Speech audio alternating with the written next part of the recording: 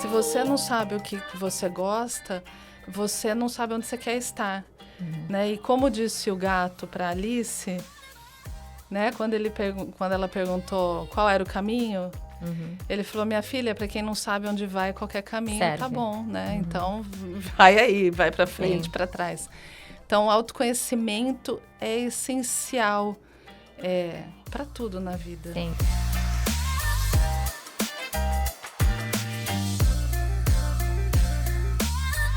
Bem-vindo ao canal da Tampa Bay Key Real Estate, eu sou a Corina e hoje eu vou bater um papo com a Malu.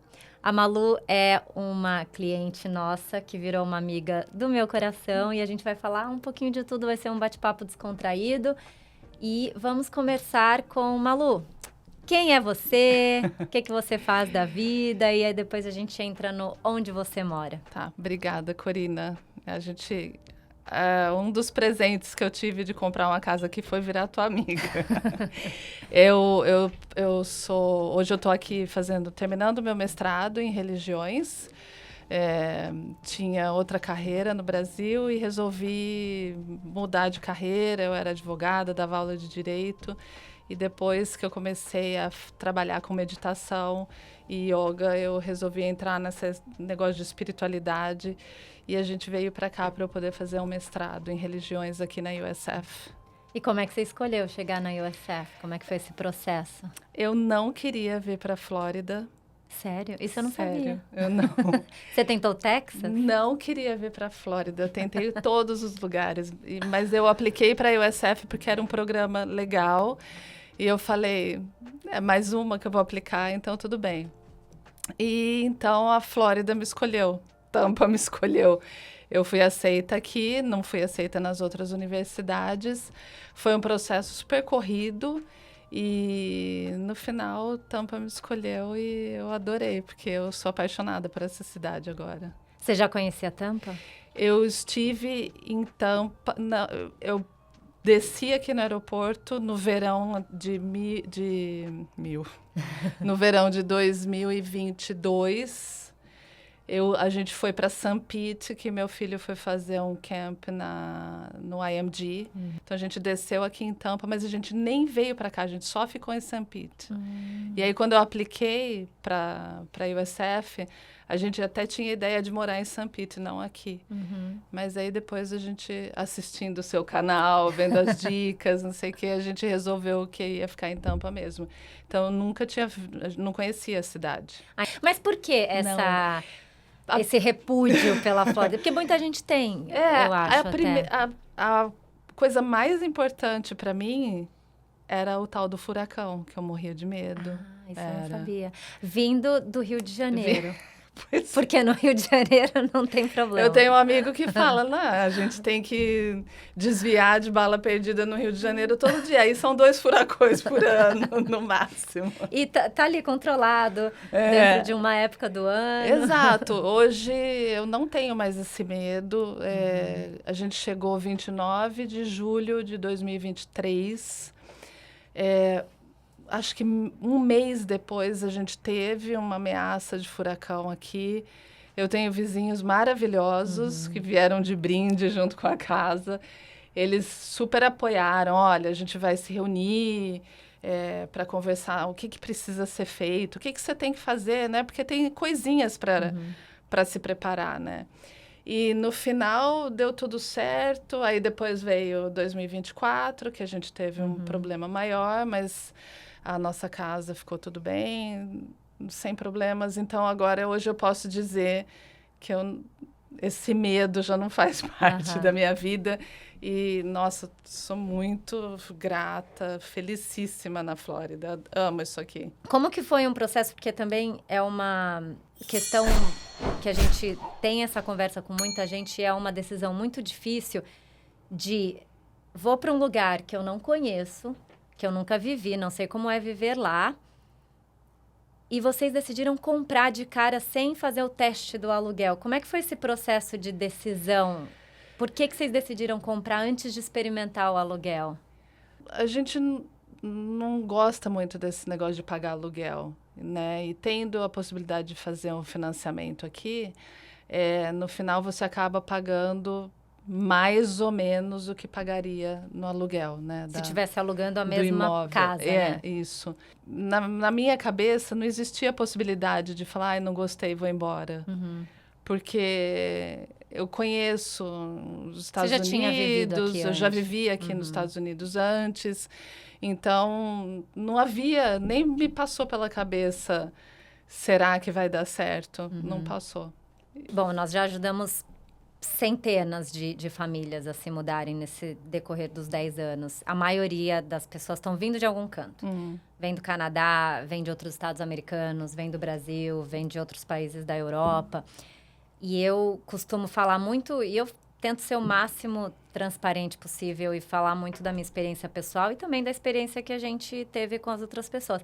Eu costumo falar para as pessoas que, gente, imagina, você que é uma família de 4 e você que tem filhos mais velhos, que não são crianças que não têm opinião ainda. Então, eles já são... Imagina se vocês vêm para cá e 3 se adaptam e 1 não. Aí faz o quê? A família inteira volta para o Brasil ou vai tentar um outro lugar para ver se aquele que não se adaptou se adapta?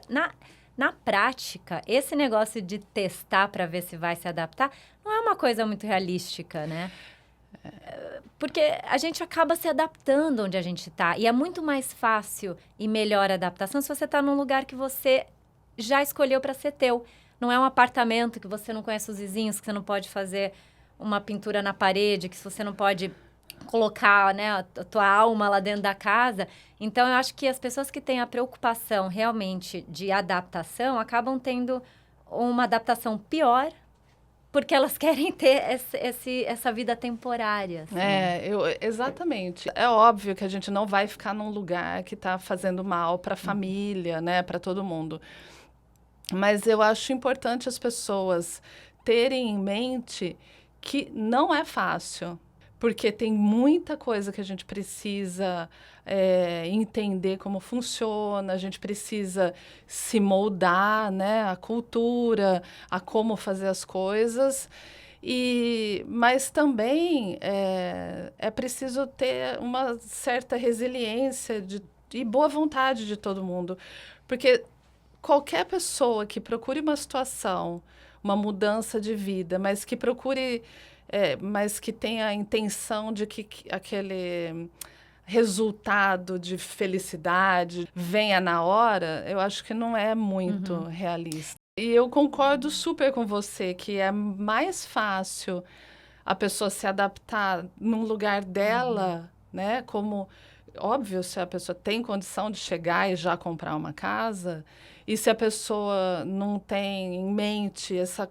questão de ficar procurando de lugar em lugar, né, Corina? Porque também a gente sabe, a felicidade está dentro da gente, né? Quem não consegue, quem tem alguma coisa incomodando demais num lugar, precisa primeiro olhar para dentro. É verdade. Né? Antes de sair mudando, porque senão já pensou. Sim, imagina. Enfim, é uma conversa que eu acho tem que ser feita em família, tem que ser a decisão da família, tem que ter a ver também com a personalidade da pessoa. Mesmo quando a gente está trabalhando também com alguém que está saindo do aluguel, eu tenho uma conversa para a pessoa entender, e eu entender qual é a personalidade, porque tem gente que vai precisar ter que ver 20 casas para escolher uma, e tem gente que sabe o que quer, que se vê a primeira e for aquela, ela está decidida e pronto. Foi o nosso caso. É essa que eu quero. Tem gente que fala assim, eu vou com a minha família, a gente está querendo passar 6 meses para ter uma experiência de o que é morar nos Estados Unidos. Outro dia eu falei para uma pessoa, desculpa, mas você não vai ter experiência do que é morar nos Estados Unidos se você vier passar 6 meses num Airbnb. Claro. Porque você, o full experience, né? Sim. A experiência total... Real é morar mesmo, né? Você tem que fazer tudo na sua casa, que é um organismo vivo, você tem que cuidar. É você fazer parte da sociedade, estar inserido realmente. Fazer amizade com os vizinhos, fazer com que as crianças também... Exato. Falando em criança e adaptação, você falou que o mais velho sofreu um pouco mais. Outra coisa que eu lembro também da nossa primeira conversa. Eu acho que você falou pra mim alguma coisa, tipo, ele é tão extrovertido, ele vai dar super certo. Você tava mais preocupada com a mais nova, com a Carol. E aí chegou, você falou que ela deu uma virada, e isso eu já ouvi de vários pais e de várias pessoas, assim, às vezes E de adulto também, eu acho que tem gente que... Eu conheço adulto que no Brasil, sei lá, era um bucha, chegou aqui, se transformou e virou.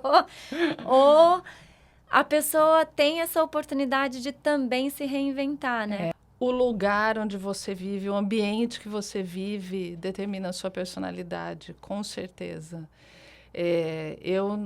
Quando eu me mudei para cá, o meu nível de estresse caiu. Sério? Demais. Mas por quê? Do Rio de Janeiro para Tampa. segurança? É uma coisa até, talvez, inconsciente, que envolve várias coisas. A segurança, o nível de ruído, o estresse no trânsito, tudo. Tem várias coisinhas que vão contando, e aí eu acho que quando você encontra o seu lugar, você tem melhor capacidade de florescer, né? De ficar bem, de fazer as coisas melhor e até de mudar alguns traços de personalidade, talvez. Vamos falar da casa agora. Ai. Bom, primeiro vocês decidiram por causa das escolas, mas existem outros combos escolares muito bons em Tampa. Por que você escolheu esse que está localizado no sul de Tampa? Como é que foi esse processo? Então, foi interessante porque a gente quase fechou uma casa, lembra? No subúrbio. E aí deu problema com papelada. E não sei se foi com envio de dinheiro, não sei o que foi. Eu não lembro o que era agora. Não lembro o que foi. Não era para ser. Não, porque aí quando a gente chegou aqui, no primeiro dia eu e o Fred fomos rodar esses lugares. A gente foi até lá e quando a gente chegou no sul de Tampa, paixão. Bateu. Por quê? Com essas escolas boas e um combo ali que a gente pode andar e 2 minutos a gente está nos restaurantes mais legais ali do sul de Tampa, a gente escolheu ficar ali mesmo. Agora, outra coisa interessantíssima é a idade da sua casa. Ela tem quantos anos? Minha casa é uma centenária. Ela fez 100 anos no ano passado. Uau! E é uma casa... Ela foi totalmente remodelada, né? Reformada em 2016. E é uma casa, sim, Corina, que tem um negócio... Quando eu entrei, eu fiquei... Tem uma energia muito boa essa Tem uma casa. energia... Olha, todas as pessoas que entram na minha casa, elas falam, nossa, tem alguma coisa diferente aqui. É uma casa comum. Você olha de fora, você acha até que é uma casa bem pequena. E é o que eu amo, é que é um aconchego, é um teto que não é um teto baixo, mas também não é um teto de 3 metros de altura. Sim. Então, é uma casa. Nossa casa velhinha. Na verdade, ela é uma jovem senhora, porque a casa tá excelente, a gente não tem problema, teve furacão, a gente não teve problema nenhum na casa. Bom, mas ela tem janelas novas, telhado novo. Falando nessa questão de landscaping, cuidar da grama, a gente, quando fala em condomínio, uma das coisas que fazem com que as pessoas gostem do condomínio é a uniformidade, a beleza, todo mundo tem que cuidar, porque o condomínio vai te mandar uma multa.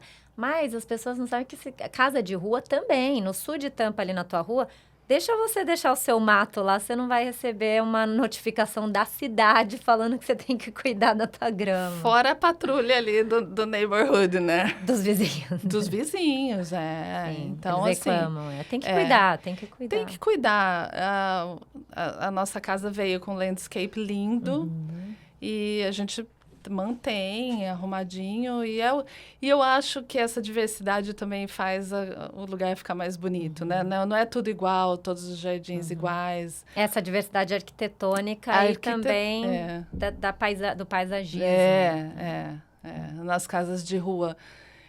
Às vezes a gente caminha muito por ali, né? E a gente vai caminhando e olhando as casas. Uma vez até acho que eu te falei, né? Deve ser muito legal ser corretora, porque você só vê casa linda, você vai falar, nem todas, nem sempre. Mas a gente fica andando por ali, olhando as casas, os jardins, a iluminação. É muito bonito, é uma variedade muito bonita, assim. E a casa com cara de casa, né? Que não é quadradona, todas iguais. Cada uma tem um estilo diferente, uma cor Mas diferente. isso é característico do sul de Tampa. E é único o sul de Tampa. Porque dali para o norte já foram nascendo os subúrbios mesmo. Então, tudo tem mais cara de subúrbio. Eu acho que seria parecido mesmo com St. Pete. Você não ficou em dúvida? Porque St. Pete também é incrível. É muito legal morar em St. Pete também. Mas foi por causa das escolas? Foi porque você queria estar perto da USF? Por que você nem... Olha só o grau de piração da pessoa. Como meu marido viaja, todo mês ele está no Brasil, eu fico 10 dias por mês sozinha com as crianças, né? E como eu estou estudando na USF, que é Temple Terrace, que é para o norte, eu pensei assim, eu preciso estar num lugar que eu não tenho que pegar pontes para voltar para casa. Foi isso que, assim, que num primeiro momento fez a gente falar, não, é Tampa e não St. Pete.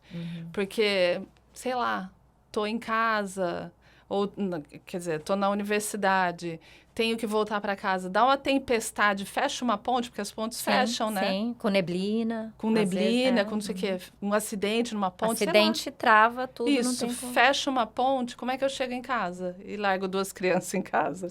Hoje eu não troco o sul de Tampa por nada, por lugar nenhum. Pode me oferecer uma casa 3 vezes maior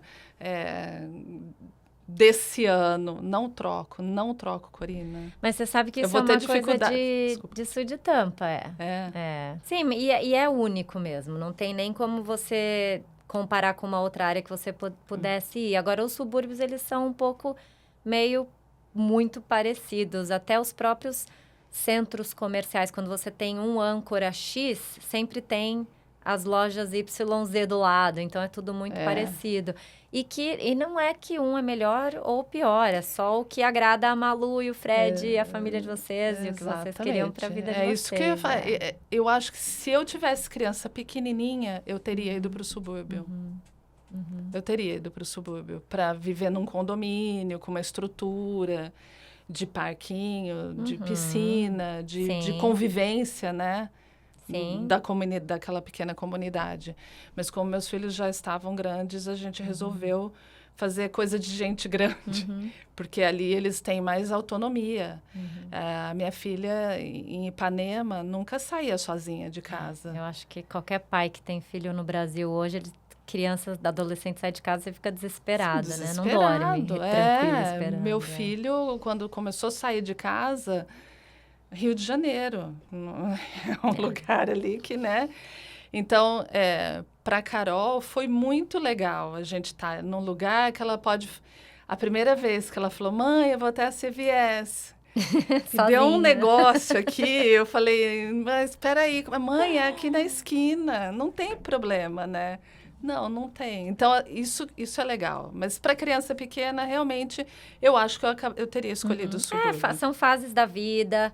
É uma questão também de orçamento, porque o sul de Tampa, dependendo do CEP, vai custar 4, 5 vezes mais do que outra região. É saber também quanto é que vai custar essa manutenção da casa, porque uma jovem senhora com uma tal casa requer uma manutenção que é diferente em termos de seguro, em termos de... Então, tudo vem no pacote. E a Casa Nova oferece muitos benefícios, facilidades, vantagens. E o fato também...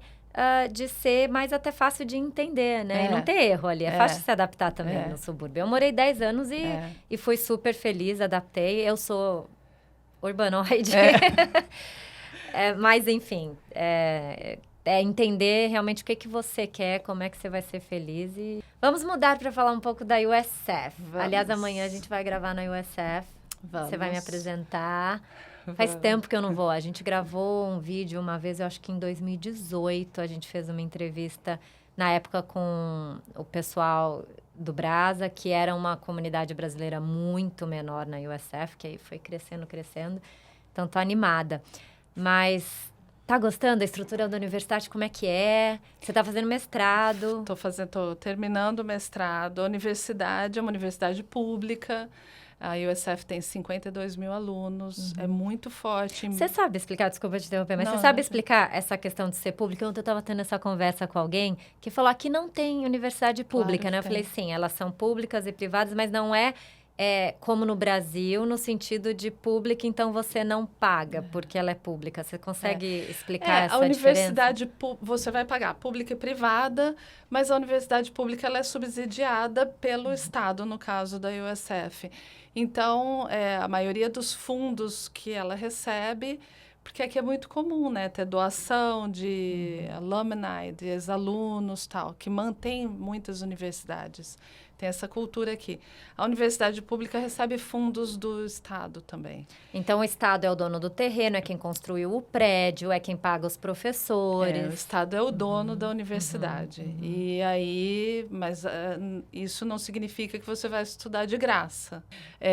Eu estudo religião, meu departamento é um departamento pequeno, por questões óbvias, né? Mas eu tenho excelentes professores, eu fiquei muito feliz que a USF me escolheu e eu tive muita sorte, assim, de ter um advisor muito boa, de ter um apoio muito bom na universidade, de ter amado a cidade. Malu, você falou do teu mestrado, você está estudando religião, você tem certas especialidades, mas eu sei que você trabalha também com meditação. Fala um pouquinho desse outro lado do que você faz. E eu dava aula de direito penal e tinha um escritório de direito, trabalhava com direito de família, que é uma tragédia, muito difícil. E aí, quando eu fiquei grávida da Carol, resolvi que eu não queria mais fazer aquilo e parei tudo e comecei a dar aula de yoga, que eu pratico desde os 19 anos. E comecei a dar aula de yoga, de meditação, comecei a trabalhar com cura informacional, com as técnicas de cura diferentes. E aí, depois de muito tempo, eu resolvi voltar a estudar, fazer um mestrado em religiões, porque eu tenho muito interesse em espiritualidade, religiosidade. Sou espírita e vim aqui para os Estados Unidos para fazer um trabalho com o espiritismo na academia americana, para ensinar as pessoas o que é o espiritismo, né? Porque aqui ninguém ouviu falar, só brasileiro mesmo. Então, eu continuo, tenho meditações na internet, num site, num app também, né? No Insight Timer. E agora eu vim me especializar mais, entender melhor como é que são as religiões. Uma coisa que é interessante falar sobre meditação, sobre autoconhecimento, Corina, é como isso é importante na hora de escolher o lugar que você vai morar. Se você não sabe o que você gosta, você não sabe onde você quer estar. Né? E como disse o gato para Alice, né? Quando ela perguntou qual era o caminho, ele falou: minha filha, para quem não sabe onde vai, qualquer caminho tá bom, né? Então, vai aí, vai para frente, para trás. Então, o autoconhecimento é essencial para tudo na vida. Sim. E você conseguir acessar quem é você através da meditação, através da religiosidade, da espiritualidade, faz parte de amadurecer, de crescer, de fazer boas escolhas, de ter saúde, né? De saber o que você põe na boca para comer, para beber, o que você consome de leitura, de música, celular, de filme, de vídeo. Saber se você prefere viver a sua vida, construir, do que ficar vivendo a vida dos outros, olhando no celular. Estudar mais. E momento orgulho da brasileira que se destacou. Você acabou de voltar de Oxford. O que você foi fazer lá? Então, fui fazer uma apresentação no simpósio de Religious Studies de Oxford. Fui fazer uma apresentação sobre espiritismo e imigração. Fui falar como que é imigrar, sair do seu país sendo espírita. Uau, que relação porque quando a pessoa é católica, Corina, ela chega em qualquer cidade, ela entra numa igreja católica e ali ela encontra todos os rituais, ela encontra os sacramentos, ela encontra o padre, a confissão, a comunhão, né? Mas quando a gente é espírita, a gente chega no exterior e, às vezes, como aqui em Tampa, tem um centro espírita. Tem um aqui, tem um em San Pete, Largo. Então, a adaptação da pessoa fica um pouquinho diferente, né? Ainda mais como eu tinha uma rotina de trabalho, de serviço no centro espírita, que hoje eu não tenho mais. Então, fui falar sobre isso em Oxford. Falei para 30 pessoas, mais ou menos, e não tinha uma pessoa ali que conhecia, que já tinha ouvido falar de espiritismo.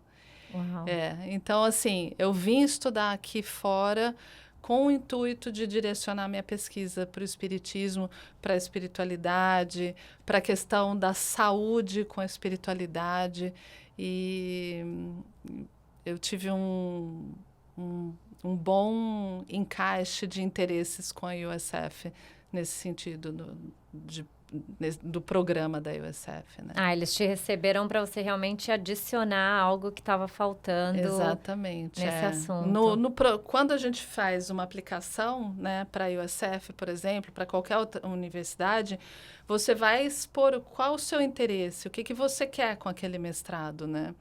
Então, foi exatamente o espiritismo que me fez, não sei se é sorte, coincidência não é, mas a minha advisor, ela já tinha ouvido falar de espiritismo, porque ela estuda religiões afro-caribenhas. Ela tem esse interesse e, por isso, me aceitou para eu trazer um outro foco de pesquisa, né, para a USF. Então, é legal, assim, eu sou assistente de professora para uma matéria que chama Perspectivas Religiosas da Saúde e da Morte. Né? Como é que a gente entende a saúde, a espiritualidade e a morte quando a gente está lidando, que são alunos de medicina ou de health, que tem essa aula, para aprender como lidar com os pacientes de todas as religiões, porque cada religião tem a sua especificidade ali, na hora de se tratar e na hora de passar para outra vida. E daqui a pouco você está indo também para Harvard. Então, existe um interesse muito grande de grandes universidades, pensadores querendo entender, aprender. Exatamente. Eu apresentei em novembro do ano passado no maior congresso de religiões que existe no mundo, que é da American Academy of Religion. Eu lembro. Fui apresentar lá um congresso com 7.000 pessoas. Fui apresentar lá sobre a participação da mulher no espiritismo e apresentei esse ano também no AAR, que é a mesma instituição West, que foi em Phoenix. Apresentei também sobre espiritismo lá e estarei em Harvard em abril agora, daqui 2 semanas, falando sobre a espiritualidade do samba do Zeca Pagodinho. Essa vai ser interessante. E como ele expressa com muita naturalidade uma espiritualidade do candomblé na música dele, no samba, que é popular no Brasil, para uma plateia onde 60% são de católicos, né? Isso é muito interessante para cá. Essa diversidade. É um fenômeno inusitado. A gente não pode nem falar em tolerância religiosa, é mais uma... Porque eu acho que tolerância é meio assim, eu te tolero, você me tolera, fica tudo bem. Não, esse sincretismo mesmo, né? Das pessoas poderem ouvir falar, cantar, dançar sobre um orixá. Que não tem na religião. Só no Brasil. Tem coisa que só no Brasil. Tem coisa que só no Brasil tem. Com certeza. certeza. Precisamos marcar um outro podcast para poder falar só sobre isso. Vamos sim. Voltarei com prazer, porque eu posso falar horas e horas e horas a fio sobre isso. Malu, obrigada. Eu que agradeço. Obrigada. Você foi um presente para mim também. Eu acho que a gente tinha que encontrar mais tempo para se ver antes de vizinha. É verdade. Verdade. Mas que bom que deu certo esse bate-papo, esse vídeo podcast que a gente está aqui tentando fazer. Acho que foi muita informação relevante, muitas pessoas vão poder ter um pouco mais de ideia e de como definir mudança e, enfim. Fala, Malu, onde as pessoas podem te achar no app de meditação? Eu guio meditação no Insight Timer. Procura lá Malu Renault, tem meditações em inglês e em português. Já ouvi várias. Quem ouvir, deixa um recadinho lá, uma avaliação. Eu sou ruim, eu preciso fazer mais comentários. Tenho a página no Instagram, Malu Renault, e tem no YouTube também, tem várias meditações, tem algumas palestras, algumas coisas assim. Eu vou escrever aqui na descrição do vídeo, porque Renault escreve com Renaud, mas você fala Renault do francês. Tá bom, Malu, obrigada. Eu que agradeço. Gente, até o próximo vídeo no canal aqui da Tampa Bay Key Real Estate.